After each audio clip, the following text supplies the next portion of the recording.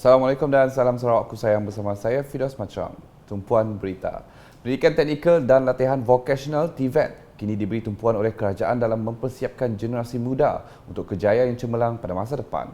Perdana Menteri Datuk Seri Ismail Sabri Yaakob berkata dalam bajet 2022, kerajaan telah memperuntuk dana sebanyak 6.6 bilion ringgit untuk memperkasa TVET melalui pelbagai inisiatif yang dilaksanakan oleh kementerian dan agensi berkaitan.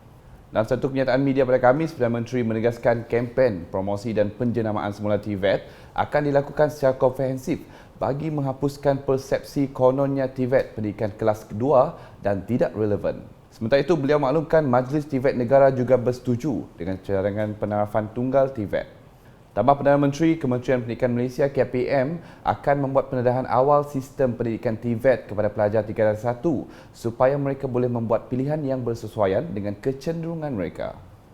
Perdana Menteri menjelaskan kini terdapat 1,295 penyedia TVET awam dan swasta melibatkan 11 kementerian dan 22 institusi TVET kerajaan negeri di seluruh negara yang menyediakan pengajian peringkat sijil dan diploma.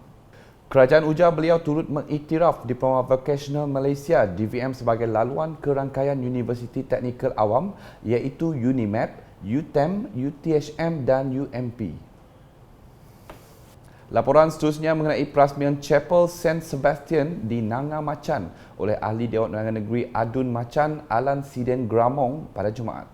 Perasmian chapel tersebut juga disaksikan oleh Datuk Seri Gramong, Datin Seri Datuk Catherine Gramong, Father Matthew dan pemancar Lawrence Melaka. Turut diadakan sembahyang bersama penduduk sekitar Nanga Macan bagi memberkati perasmian chapel tersebut. Ditamin pula adunnya Christopher Gira Sambang optimis pelaksanaan projek infrastruktur di konstituensi beliau berjalan lancar dengan adanya perancangan yang terperinci. Ujarnya ia adalah demi kepentingan rakyat di kawasan Tamin. Bercakap semasa sesi taklimat di Pejabat Jabatan Kerja Raya bahagian Sibu pada Khamis, beliau menambah taklimat tersebut adalah berkaitan status pelaksanaan projek-projek dan penyelenggaraan aset untuk kawasan Dun Tamin oleh JKR bahagian Sibu.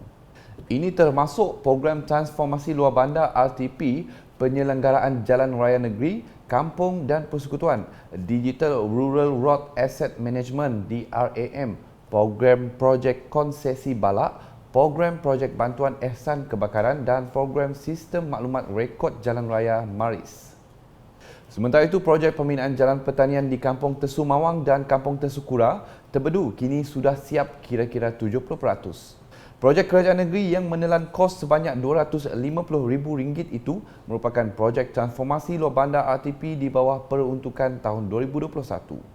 Ketua Kaum Kampung Tesu Kura, Stephen Gagi berkata, jalan pertanian sepanjang 2 km itu dijangka siap pada 11 Mei tahun ini. Katanya, apabila siap kelak, ia akan memberi manfaat kepada penduduk kedua kampung tersebut ke ladang kelapa sawit, kopi, lada dan padi bukit.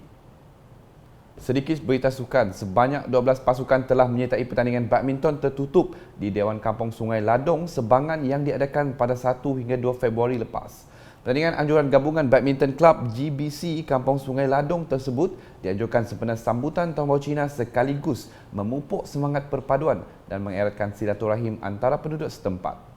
Pasukan yang terlibat adalah dari Simunjan, Kampung Sungai Apin, Kampung Patong dan Kampung Terbelu. Sementara itu, pengurusi GBC Kampung Sungai Ladong Ramli Lidi menyampaikan hadiah dan mengucapkan tahniah kepada peserta. Beliau berharap aktiviti sukan itu dapat memupuk semangat kesukanan di samping mencungkil bakat baru dari kawasan berkenaan. Manakala di Sebuyau, Jabatan Sukarelawan Malaysia rela terus komited memantau pematuhan prosedur operasi standard SOP bagi pelaksanaan Plan Pemulihan Negara PPN Fasa 4. Tinjauan di Pekan Sebuyau pada Jumaat mendapati pemilik premis perniagaan memastikan para pelanggan kekal mematuhi SOP sebelum dibenarkan memasuki premis.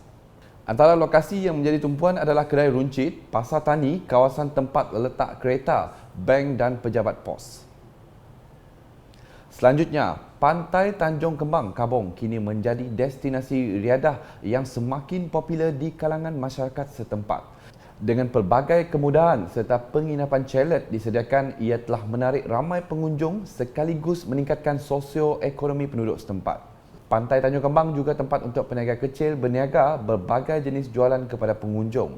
Di sebalik keindahannya, Pantai Tanjung Kembang juga berupaya menonjolkan kebudayaan penduduk tempatan kepada pengunjung luar.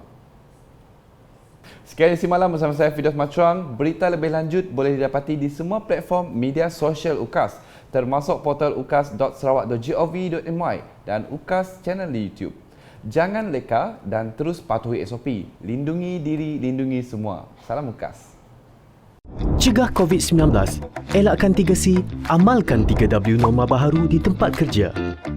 Penularan wabak COVID-19 yang melanda negara kita dan seluruh dunia telah merubah kehidupan kita dari kebiasaan lama kepada norma baharu. Bagi mencegah dan mengawal penularan COVID-19 di tempat kerja, langkah-langkah bagi mengelakkan 3C dan mengamalkan 3W adalah penting untuk memutus rantaian COVID-19. Ingat, perjuangan melawan COVID-19 masih belum tamat. Elakkan 3C, iaitu crowded places, tempat sesak, seperti berada di ruang perhimpunan semasa roll call dan semasa makan di kantin. Confined spaces, tempat tertutup, seperti pantry, surau, ruang rehat, lift dan bilik persalinan. Tingkatkan aliran udara dengan membuka tingkap di tempat tertutup. Close conversation, bercakap jarak dekat, seperti semasa bermesyuarat, berurusan di kaunter dan semasa di ruang kerja. Sebarang mesyuarat yang melibatkan ramai pekerja harus dibuat dalam talian. Amalkan 3W, iaitu wash, cuci. Mengamalkan kebersihan diri dengan kerap cuci tangan dengan air dan sabun atau guna hand sanitizer. Sediakan hand sanitizer di pintu masuk dan lain-lain tempat strategik di tempat kerja. Wear, pakai. Individu yang bergejala pernafasan, batuk atau selsema dan pekerja yang selalu berurusan dengan orang ramai seperti di kaunter perkhidmatan hendaklah memakai penutup mulut dan hidung. Warn, beri amaran. Polisi tidak bersalaman. Kita boleh terus bertegur sapa dan memberi salam kepada rakan sekerja dengan meletakkan tangan kanan di dada kiri dan tunduk sedikit sebagai tanda hormat. Amalkan etika batuk dan bersin. Lakukan disinfeksi di tempat yang kerap disentuh dan digunakan. Lakukan pemeriksaan suhu badan dan gejala pernafasan di semua pintu masuk tempat kerja. Mereka yang demam atau bergejala tidak dibenarkan memasuki bangunan tempat kerja dan diarahkan mendapatkan rawatan dengan segera dan kekal berada di rumah sehingga sembuh.